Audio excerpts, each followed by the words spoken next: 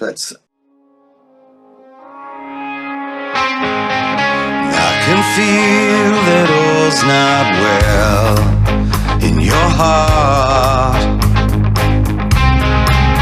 and you force the silence down, swallowed your words. ZARZ here from Whiteford. We have Shorty on bass and backing vocals. We have Nate on drums and Aaron on lead and backing vocals. And we're not far away from releasing our new song, Water, this coming Friday, the 12th. Yeah. It's sensational, mate. You've done this before, haven't you? Again, not as much as I'd like, but a few times. Very cool. So, Whiteford are premiering the music video for your new song, Water, this Thursday night through Heavy, mate. I know it comes out to the public on Friday, but you can catch it Thursday night if you want to get ahead of the pack, mate. So how are you feeling about it? We're excited. We just hope it connects. That's the main thing with this song, is just wanting it to connect with people, you know? Yeah. And we're just hoping the video portrays that. We've tried hard to make the video portray that. So just about being there for friends and mateship, and just hoping the video's joyful as well. Yeah, there's a serious element of it, of when you're down, when you're feeling like crap, allow yourself to be vulnerable enough to speak up to close friends and or professionals if you need it. There's not enough of that, is there, these days? You know, like, too many men have got that macho image about them where something's wrong with them and they just keep it to themselves because they don't want to be vulnerable, I guess. Well, isn't it? It seems like the world over, our grandfathers, really, that was the generation. Don't complain, just get to it and get the job done. Look after your wife, look after your family. Don't whinge, no one wants to hear it. Just shut up and work. And that filters down, doesn't it? Yeah, I remember my grandfather saying to me, like, whenever I hurt myself, he'd be like, "It's only the pain that hurts, Chris, and when you can get over that, you'll be all right." I just think, what the fuck does that even mean? It's only going to hurt for a minute. Yeah, that's it. But we'll get to the video soon, bro. But tell us about the song from a musical point of view and what you're going for, because the press release calls it your most emotive song to date. Is that right? That was Tim from XMusic. That was he coined that phrase. I was blown away when I saw that. That's his thoughts on the song. The song just came out of a suggestion from Tim, to be honest. Okay. Just wanted to aim to push this emotion of it is okay not to be okay. Don't live in that, oh, I'm not okay all the time, but it is okay to recognize those moments when you're not dealing well. And just wanted to write a song to say it's okay to speak out. It's okay to admit. You don't have to bottle it up. I've had friends that are no longer with us by their own hand, let's just say it that way. And there was one in particular that really rocked me. I missed his phone call on a Friday night, and just busy with life and my family. And I knew he wasn't great, but I didn't know he wasn't that great, if that makes any sense. Yeah, it does. And the Monday night we get the call, we get told. So in a funny way that I tried to pen the song in a way that to say to the person that is feeling down, it is okay, you are allowed to speak about this. And then to say to the other side, it is okay, you are allowed to be there for your friend. Yeah. It was a hard bridge. Yeah, it took a while. It took me 3 months ruminating on what this song could be. The song actually took me 40 minutes to write. And then when I brought it to the band, we just went screwdriver work. We worked hard for almost 12 months. Wow. We just, like I said, Tim from XMusic, I was blown away when this song is special. We need to really do the right things for this song. And just, my band brothers are amazing. They're brilliant men, brilliant musicians. Everybody was ego at the door. What does this song need? And to the 11th hour, we made a major change to the song 48 hours before we were set to record it. Wow. And that change worked. That change was amazing. That change excites me, to be honest. There's nothing lyrical. It was just, we had a bridge, didn't quite feel like it was working, and we just, let's go out on a limb here. Let's just cut that right out. And I think the end result is amazing. Yeah, cool. I hope this isn't too personal a question to ask, bro, but with that thing with your mate that passed away and he missed his phone call, like that obviously would have had a bit of an impact on you. Like, did writing this song help you deal with that a bit?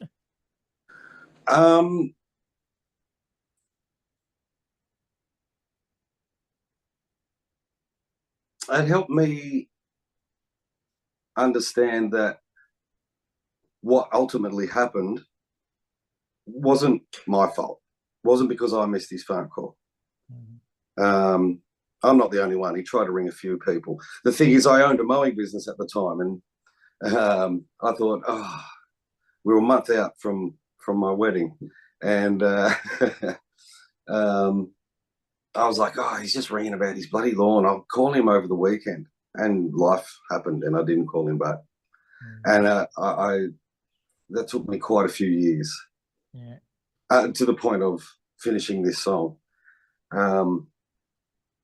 to realise that I can relate. It would have happened anyway, whether I took that phone call or not. Yeah, I had a similar thing happen in Cairns one night. Like I always used to make sure my mates got home first before I did.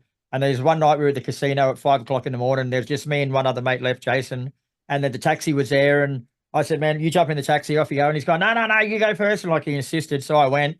I got home and the phone was ringing from him and I didn't answer it because I was drunk and I wanted to go to sleep. And the next morning, there's about 10 calls from his phone. There's all these other numbers. And it turns out he got in the next taxi. It was an Indian taxi driver. Had an argument with him. Jumped out of the car. Taxi driver ran him over and killed him. And like for so long, I was like, I'm just like, fuck, what if I had just made him go in the taxi I got in and everything would have been all right? But you just can't. You can't blame yourself because it's what ifs. I lived with it. I lived with it for a long time. So it brought up a lot of that stuff I realized I hadn't actually dealt with completing this song. But ultimately, it did help me let it go. Oh, well, since we're actually premiering the video through Have You Made It, I better ask you about that. So tell us about the video. Like, how does it tie in with the song? We wanted the video to be a mix of sincere and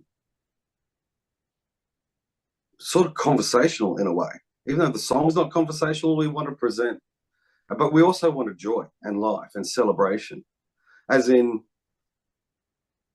when you get past that point where you're too scared to speak up, then like the tail end of the video clip it's just a celebration. And I hope that comes across. Well, I saw this video, I saw an ad about men's mental health, especially from the UK a few years ago. And I don't think we achieved that. I don't think we could achieve what that did, but it was an interesting video. Two blokes just going to the footy. And one guy's always looking solemn and looking, just sitting there, just watching the footy. And his mates up and down and cheering and grabbing him, like, yeah, like we've got to go.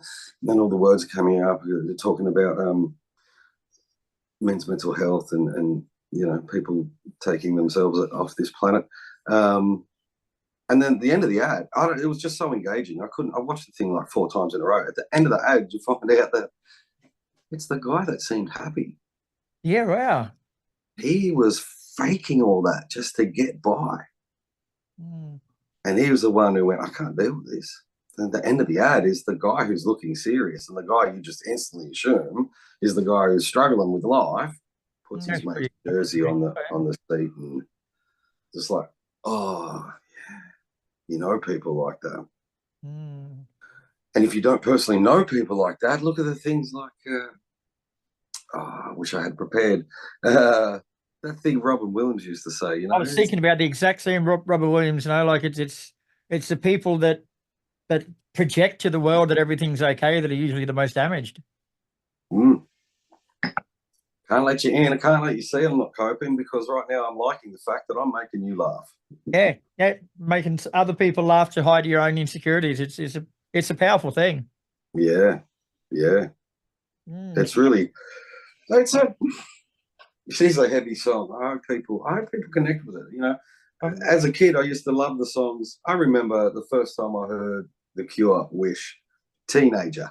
You know, going through those teenager over heightened emotions that feel so real in the moment. Yeah, I gotta get And, you know, you get to your late 20s and that, and you just go, wow, that felt so real. But looking at it now, just like, man. But I felt like, I went, how did Robert Smith get in my head? How did he write what I was feeling? Yeah, there's a lot of musicians that are good at doing that. They're like, Corey Taylor's one for me. Like, I can listen to any of his songs and just think, like, were you standing there fucking writing that while I was going through that? Yeah, yeah. You got a camera. You got a camera in my house and a microphone. What's going on? Yeah, where is it? Then you start I'm getting not saying I'm that. Yeah, I'm not saying I'm that good a songwriter, but I'm hoping that I tried to come from a really real and raw place with this song, and I hope people find some release. I hope they can connect. Not demanding people to connect, and if people don't like it, well, that's the way it is. And if people don't like it, not everyone's going to like your songs. Well, I'll put it this way, bro. Like, I'm the sort of person, when a ballad comes on, I turn it off after 20 seconds because they shit me. But I lasted all the way through, Water. Like, it's for me to do that, there's something there, because I'm the most judgmental prick you'll ever meet when it comes to ballads. So the fact that I got through it means there should be someone likes it. Yeah, great. Thanks, man. That's a compliment. It might sound backhanded, but it is a compliment. So is Water a standalone single, or is it part of a bigger picture? Look, I'll pull back the curtain a bit. We're pretty disorganized in Whiteford. I thought you were going to give me a scoop then, but no. I had plans to finish writing the whole album and bringing it to the band, and we're all working on it. But we're like, oh, shiny, let's do this. Hey, look, a unicorn. So, yeah, oh, a squirrel. Maybe that's more me than the rest of the band. Anyway, it's presently a standalone single with a view to be part of a larger album in the coming months. Yeah, that'll do me. And for those who don't know Whiteford, like, you're a Sydney band, but you play classic rock mixed with blues, mate. Like, in all honesty, there's not enough of that these days. Well, to me, that's the perfect mix. You know, like, there's not enough. Thanks, man. That. Thanks, man. Yeah, yeah. I'm just lucky that I have three band brothers that like what's happening. I mean, I don't want to sound like I'm not like, you will do this, but I write the majority of the songs. But then I work the songs up, and sometimes I step on toes. You know, I've got this crappy little electric drum kit and badly trying. I'm going for this sort of idea, and then I go, you look a bit like Dave Grohl, actually. People say that. And then I go, here you go, Nate. Can you make this drum part shiny? And I do the same with the bass. I get carried away, and so sometimes I bring a pretty full idea to the band, and it takes me a while to let go of being in love with the demo. That's a real dangerous thing, to be in love with the demo, because what I'm trying to do is, here's what I see, boys.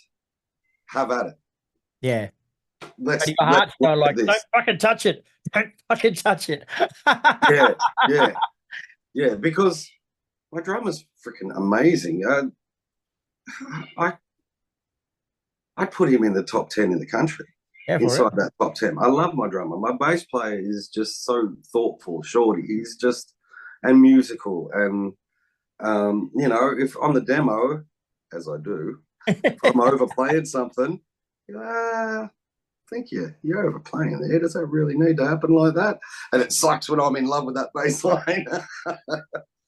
And Aaron is just, we should just call him Pockets. He's just pulling riffs out of his pockets left, right, and center. He just never stops, you know. And he can just, he can hear what I'm trying to do, Mm-hmm. and he can perfect it. Yep. And I love it. So sometimes it's just really raw. Here's a real raw acoustic idea, and other times it's like, let's just polish this up a bit. When really they should. Here's what I'm thinking of. Let's go. What are you guys thinking? Now that you've heard that, where are you jumping from? Where are you? Does that make any sense? Yeah. In a roundabout sort of way, yeah, but Yeah. to me it does. But I'm a bit crazy too. I'm a bit batshit. There's another single you guys have got too called "I'm All Right" that is about to be used for a new TV show. Tell us a bit more about that. A mate of mine. I consider him to be part of Australian rock and roll history. A guy called Tony Savage. He managed Stevie Wright, and he's managed quite a few people. I met him 7-8 years ago. I did a very short stint it was a lot of rehearsals for a handful of gigs for me to go, I'm not right for this. I was fronting an In Excess tribute show, and 6 months of rehearsals and 3 gigs in, I went, I can't do this. Anyway, the guy they replaced me with is phenomenal. The best thing that ever happened to that band was for me to go, I'm out of here. I can't do it. I can't give you what you need. Was that a pun? It wasn't meant to be, but as I was saying it, I was like, oh, hello. Anyway, I stayed in contact with some of the guys, and one of them was Tony. And Tony's been working on this octagonal pool table for years. And okay, octagonal pool table, whatever. The thing is, like, the game's got to be done in 40 seconds. You break, you got to try and either beat your opponent or beat 40 seconds. I'm pretty sure that's the rules. And I was having a big chat with Tony the other day. So he just loves the song. He feels like the chorus is the right to be the theme song for this little TV show they're trying to build around the table, which, I don't know, we'll find out more next February, next March, what's really where they're coming along with that. It takes a long time to get those sorts of things up and running. But, yeah, like I said before, we're a little disorganised here in the offices of Whiteford, and we jumped a bit too early going, he's the song that's part of this. Well, speaking of disorganised, my friend, speaking of disorganised, you've done one good thing that's going to help you with that, and that is signed with XMusic and Tim McLean-Smith. Like, that man is a champion. Like, he's going to do all right there, I reckon. Oh, yeah. Known Tim for quite a few years, as has Nate. And from the moment we met, we've just clicked. We got a lot of love and a lot of time for that man. And felt very honoured when he was just like, I'll take you boys on board. Because I never really wanted to push it because I've known him for so long. Yeah. Didn't want it to be that guy. Yeah. Oh, my little mate ZARZ. Come on, ZARZ. We'll put you on your little He's mate. a good boy. He's a good boy. Do you feel better now? I've got you on. I didn't want it to be like that. And so, yeah, I was blown away when, in all honesty, he was just like, I see something here. I think things can happen. Let's do this properly. He's building a pretty cool stable there at XMusic too, and he's got some good bands coming through. He's got quite a few. We were chatting the other day, and I thought there was 10. I think there's 15. I'm like, where'd that all come from? Yeah, and I've been busy. Yeah, and a great mix. Yeah, they're not just all the one genre. You got the rock, there's some blues, there's some metal, there's some. It's yeah. And that, I don't know, that gives you confidence that well, I don't know, for me, it feels like there's some confidence there that he just loves music, just wants to help you. Just wants to help yourself, help you be heard. Well, let's stop pissing in his pocket because he gets too much of it. Whiteford have got a show coming up this Thursday, July the 11th, at the Duke of Enmore in Sydney with touring LA glam metal band, the Midnight Devils. There's Wicked Things, and there's also Wayward Kings. Like, it's a pretty good lineup, and it's absolutely nothing to get in. Free entry. How good's that? That's the right price, isn't it? You know, I'm coming all the way down there so I don't have to pay to get in. Yeah, well, you're spending all that money on a plane ticket for a free ticket. But actually, should be a good night, man. Good lineup of bands there. Fantastic. We haven't had the pleasure of being able to play with Wayward Kings yet, but we have with Wicked Things quite a few times. I love those guys. Yeah, they are good music and good guys too. Excellent musicians. Mad as cut snakes and a ton of fun. That's probably the best way to describe them. Yeah. Oh, I love being around those guys. It's just so much fun. It is. A lot of mutual love for what each of us do too. Did you ever have a hair off? Like, I'm sure the boys will be there saying their hair's a little bit better than yours. Let's not talk about hair off. It's looking all right here, but you know.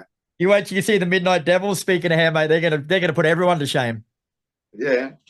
Oh yeah. I've been in their dressing room while they've been putting makeup on. It's fucking disgusting, but it looks good when they finish. I'm looking forward to seeing them. I've watched a few of their video clips recently too. To be honest with you, their videos don't do them justice, man. They're one of those live bands that as soon as fucking those lights go out, something flicks in them and they're fucking mental. Just really nice guys. That's cool. That's cool. Yeah, looking forward to that. Should be a good night. It will be. We'll stop pissing in their pockets. Pissing in everyone's pocket but yours. What was that? Sorry? I said we'll stop pissing in their pocket too because we're pissing in everyone's except yours. What else do you guys got coming up? Is that the only gig you got or you got some more to plug? That's about it for the moment. All right, we'll cut that bit out then. Rewind a few minutes back when I'm like, we're a little disorganized.